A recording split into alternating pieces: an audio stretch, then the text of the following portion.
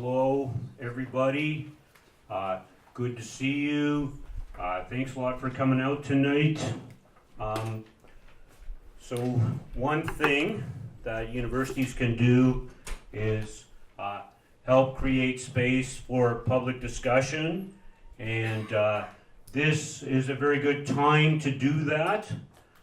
We need to have a public discussion here about something really big and important for the city of Ottawa. So I'm just going to set the scene briefly for a few minutes, and then we're going to hear from our 5 speakers who I'll introduce. And then there's going to be plenty of time for a big discussion. So for questions and comments. Okay, so how did we get here? Our jail, the Ottawa Carleton Detention Centre, or OCDC, on Innes Road, as many of you know, is a terrible place. A place where a lot of the most marginalized people in our city end up, and where those people are further ground down and dehumanized.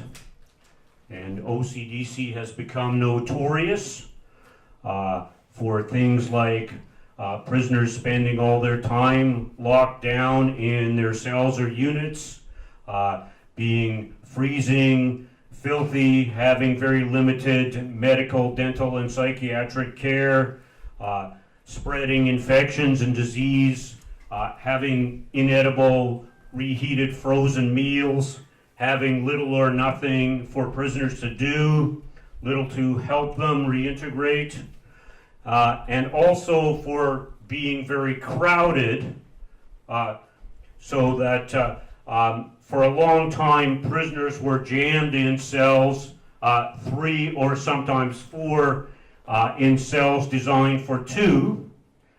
There was terrible crowding. It's not happening now, which is important, but OCDC has been a hellhole. So, last spring, this gentleman, Yasser Naqvi, who was the corrections minister, he's the Ottawa Centre MPP, he was asked about building a new jail. And here's what he said. Building a new jail to ease crowding at Ottawa's jail is too simple a solution that would fail both taxpayers and society as a whole.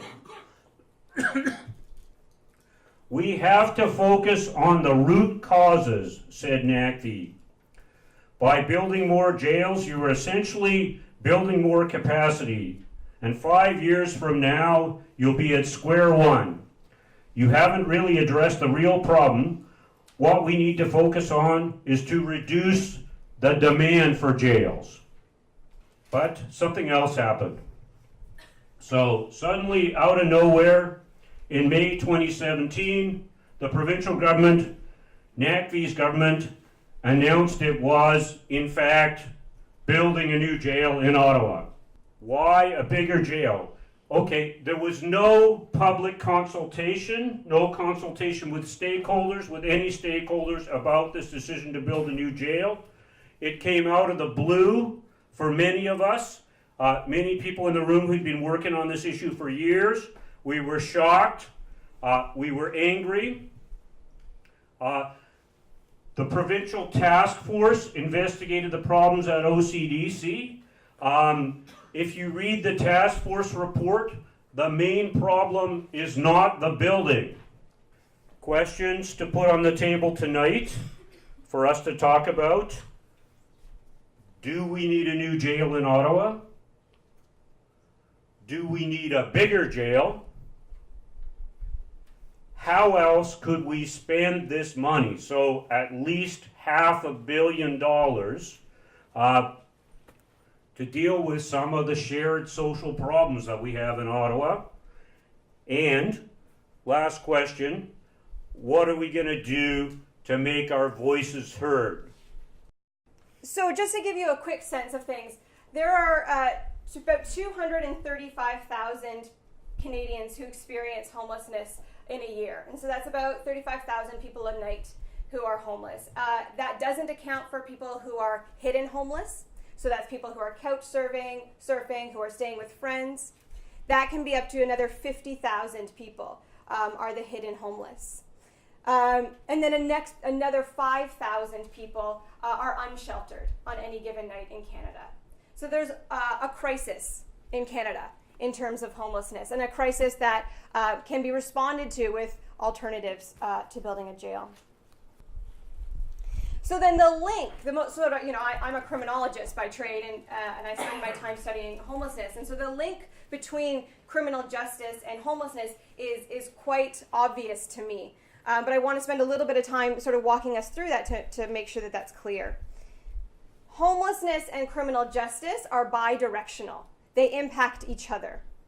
So people who are incarcerated are more likely to experience homelessness, and people who are experiencing homelessness are more likely to be criminalized. Numerous research shows us that individuals living in poverty do not commit more crime than wealthy people, but are unfairly targeted by law enforcement. So individuals experiencing homelessness, especially those in distress or struggling with addiction, are significantly more likely to be on remand, which is, again, what we heard is what OCDC is filled with, than housed persons. This happens for a number of reasons, right? So people who are experiencing homelessness are more likely to be denied bail because they have nowhere to be sent to. They can't afford bail, even if it's offered to them.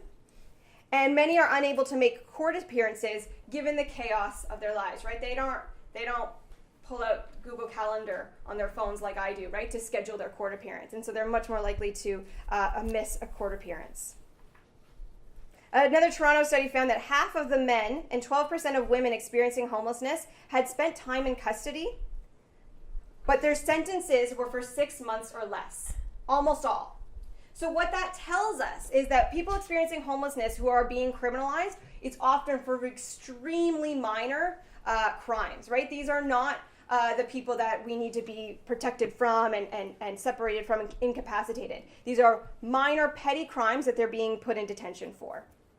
Over a 10-year period, for example, it cost Toronto Police Service $936,000 to enforce the Safe Streets Act. So let's say about $1 million, close to $1 million for Toronto to give all these tickets over the course of 10 years. And that close to $1 million does not include the cost of the courtroom, the cost of the justice of the peace, the cost of the prosecution, all these extra added costs. In return for issuing fines to the poorest members of the community, only $8,000 in fines were collected. So over $1 million spent to give out these tickets, and they recuperated $8,000.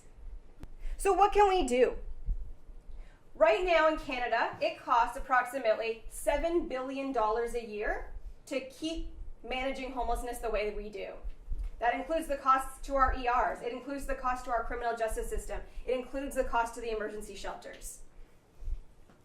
It costs $4,000 a month to keep someone in a provincial jail. It costs $2,000 a month to put somebody in a shelter bed. It costs over $10,000 a month to keep somebody in a hospital for a month. But we can do things differently. It costs $200 a month for social housing. It costs about $500 a month for a rent supplement. So the work I do at the Observatory, the COH, about ending homelessness, the only way I can see, and the only way we're moving forward with how we're going to end homelessness in Canada is through a retraction of custodial sentences wherever possible and the elimination of the criminalization of homelessness. We cannot end homelessness until we stop policing and locking up people who are experiencing poverty. So this means housing first. This means providing people with no barrier access to housing and the supports that they need in the way that they need it to help them maintain that housing and to heal in whatever way they see fit to heal. It also means we need to focus on prevention. That's okay, I know what I'm talking about. We need to focus on prevention. We can't wait until people are at their worst. We can't wait until they're deeply entrenched in homelessness before we decide to help. We need to stop people from experiencing homelessness in the first place, and that will reduce the people that end up in OCDC. My name is Hawa Mohamed. I'm one of the founders of Canadian Somali Mothers Association. We've been around 10 years. We're advocacy, better prison, better education, better integration back to the community for the offenders. So our position for the new chair is no, for 3 reasons. First, the capacity of OCDC is around 575. It's online. Second, OCDC is only 45 years old. So we can't say it's a very old building. So the building, when you improve, when you paint, when you change, it will live longer. So every 45 years, if we say, okay, this is old, we're going to build another one, then we wasted the public money. So that we say no. The third one is the cost. We found an estimate of $500 million. It's impossible. What's make crowd OCDC is the people living with a mental health. They don't have a space. They shouldn't be in jail. This is what we need to spend the money. Create a facility for them, a space for them.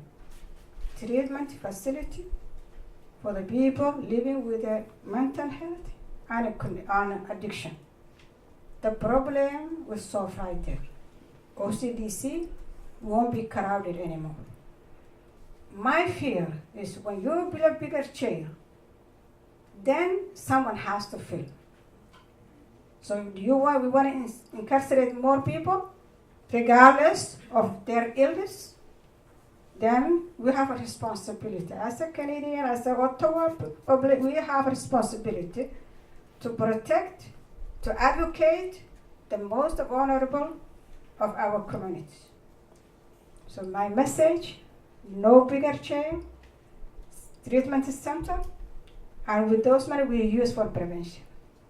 I've been involved in efforts to end the criminalization of drug use, but also end the criminalization of HIV non-disclosure. I'm an HIV nurse by training, and so I've been very involved in that because it makes no sense. And we've had multiple cases in Ottawa that were very high profile, and people that did spend time at OCDC because of criminalization of HIV non-disclosure. But I would say if I was to make a recommendation, since I don't want to repeat, would be to just decriminalize drug use, and then we can start closing jails. Really. It makes absolutely no sense to be punishing people. I mean, there's this slogan every year, there's a day of like support, don't punish, and this is what I stand by as a nurse. We need to support people who use substances and not punish them. It makes little sense to put people who use substances in cages and expect them to do better. It scientifically makes no sense, ethically makes no sense, and as a nurse I can't stand by it. But I really just want to insist on the fact that spending that much money on a bigger, newer jail makes absolutely no sense from a healthcare standpoint. It doesn't contribute to individual health, it doesn't contribute to collective health, and it really troubled me because it just hit me as you were talking, Erin, about the money that's going into this jail, and just thinking that what was announced by the provincial government in terms of tackling the opioid crisis in Ontario is $222 million. So that's what we're willing to pay to actually tackle this crisis. We've never seen a crisis like that. It's touching everybody. People are dying every day. That's why we created an overdose prevention site, because the government response is so slow and nothing's happening on the ground while people are dying. And yet we're willing to spend that much money to lock people inside. The same people that we could be doing really good harm reduction peer-led work with are the same people we're going to lock inside, and then are going to come out with nothing. So it just makes absolutely no sense, and I'm really honored to share the stage and be part of the broader discussion I'm hoping is going to happen tonight. So what I see is the problem is prisons are colonial. These structures are colonial. Crime is a colonial problem. As an Indigenous person, I can speak to my own personal experience. I was a person who spent 30 years inside various penitentiaries, provincial jails, and so on. Loss of culture, language, spirituality, and connection to land was all part of it. It's an assimilation process for me that took place, which I refuse to assimilate. And I found myself in a lot of problems throughout my life. Let's put it that way. So, in a bigger picture, I can, if this may appeal to your pocketbooks, I have another way of doing this that's not going to cost really much money, and that is, honoring those treaties. We will.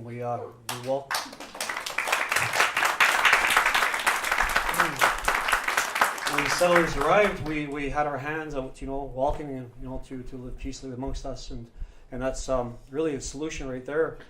I think I'll end with this, something that I was reading a few days ago, and it really kind of struck me as a solution to this problem. So anyways, it's by John Fire. John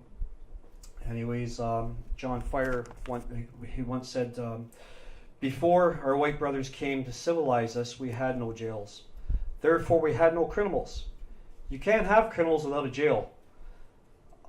We had no lock and key, and so we had no thieves.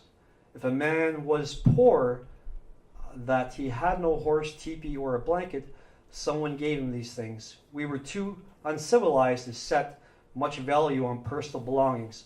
We wanted to have things only in order to give them away. We had no money. I got a crease in here. We had no money, and therefore a man's worth couldn't be measured by it. We had no written law, no attorneys, no politicians. Therefore we couldn't cheat. I don't know how we managed to get along without these basic things that are told are absolutely necessary to make a civilized society. But now visible progress is everywhere. Jails all over the place, and we know these jails are for us Indians. What a pity that so many of us don't appreciate them. So for me, that speaks volumes. I think that my experience, anyways, that's the solution right there. It's not about money. We can throw numbers around. It's about getting back to those treaties. Getting back to what was meant to be, what was supposed to be, and not based upon locking people up for capitalist gains, through that prison industrial complex and all those things. I know for myself, the years that I spent in prisons didn't help me. I came out worse. It was only until I made that connection to culture for me that helped. So I don't know what to say, but be good for hearing me out, and I just think that we're going down the wrong road here with this prison. It's not the solution.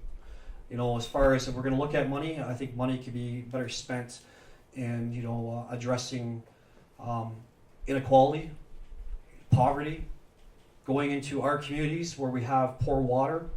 Trudeau jumped on the back of a truck talking all these promises about what he was going to do for our communities that have experience of poverty and poor water conditions, but yet we're not seeing anything done. So I think that this money could be used in that way, and as a result, we'll see healthier communities and healthier people in general, and where we're not left in despair. The current jail is a Dickensian hellscape. I visited the Ottawa Carleton Detention Centre dozens of times, and I've represented hundreds of people who have called that moldy, infested, unhygienic monstrosity their home. I'm a lawyer, so I like facts. Let's start with some facts. The OCDC isn't designed to rehabilitate. There's no rehab programs, there's no counseling, there's no addiction treatment. It's not designed to reintegrate. Inmates are cut off. They're cut off from me, someone that they have a legal right to see, but they're also cut off from their families and from other supports. It's designed to be a vindictive place to extract the ultimate amount from an individual and ultimately to extract guilty pleas. The conditions at the OCDC don't meet the minimum requirements set down in the United Nations Standard for Minimum Rules for the Treatment of Prisoners. Those rules are also called the Mandela Rules. They're also co-sponsored by Canada. So we do need a new jail.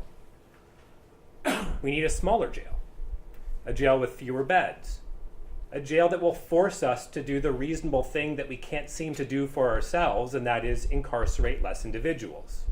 A jail that will have the resources to actually rehabilitate people and make the community safer. The current jail has about 500 beds, sometimes more, sometimes less, and we're not at capacity now, not because we have a more rational system, it's because we ship people off to other facilities so we can keep our numbers low. The new proposed jail is going to have 725 beds, and I'm going to let you in on a secret that we all know. Even in an era of historically low crime rates, we will find a way to fill each and every one of those cells, and then some. And we're going to spend $500 million, I mean, it's a government project, so probably double that, to accomplish that, and tens of millions of dollars a year to operate that jail. It's going to be a disaster. Soon, any new jail we build is going to be just as overcrowded and unhygienic as the warehouse that it's going to replace. Only it's going to be bigger. Bigger isn't always better. We need a smaller jail that we're only going to use when it's absolutely necessary. Fewer legally innocent people should be warehoused, and those in jail should be treated with compassion. They should be offered every single program that can assist them. And if you want to be selfish, that's going to assist us when they're released.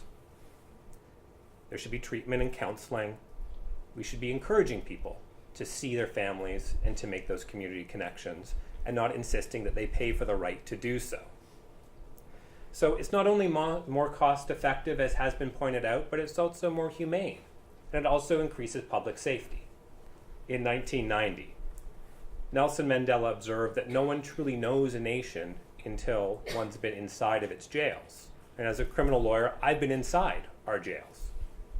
And I've represented scores of people, most of whom have been the most vulnerable members of our society, who have been inside those jails. And so I know our nation, and I represent people who know our nation. And I'll let you in on a not so well kept, dirty little secret. Our criminal justice and correctional system is overly punitive, it's racist, it's short-sighted, it's draconian, it's cruel, and it's counterproductive. And that is how we as Canadians should be judged. So go ahead and do something about it.